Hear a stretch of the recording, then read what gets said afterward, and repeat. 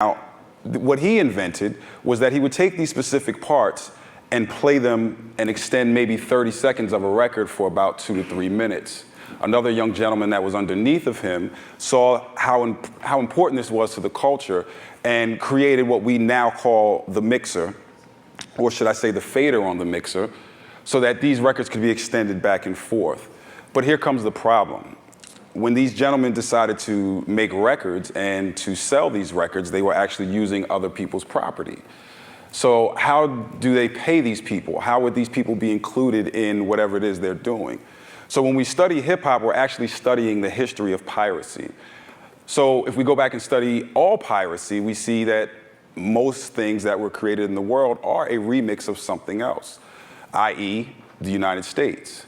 When the United States went through a revolution and separated from England, we were stealing and using unpatented material from England to the point that England made a word for that and they called it janky, which eventually became known as Yankee. But what we see is that throughout history, every single form of society has in some way been affected by piracy or pirates. When Edison first created the phonograph, musicians were, extremely mad, saying that this guy was stealing their revenue. Edison then went on to create motion picture, and funny enough, he asked for a patent. So a lot of the people creating motion picture in New York City ran west. One of them was a guy named Williams. So they existed there for years without any type of patents, freely making movies.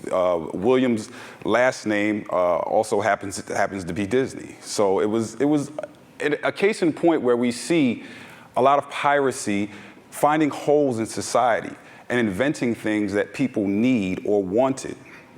If we look even further, we'll look at how hip-hop music comes up, and in 1991, we have a sampling case by an artist named Biz Markie. Now, what happened was this was the first time that someone actually legally took action against someone using pieces of their recorded material.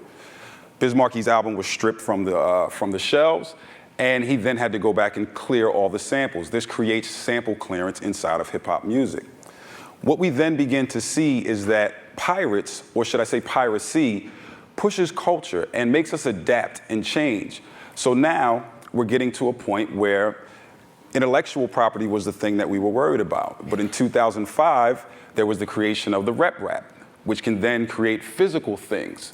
So what do we do now when manufacturing is affected and kids can now download the new Nike as much as they download music?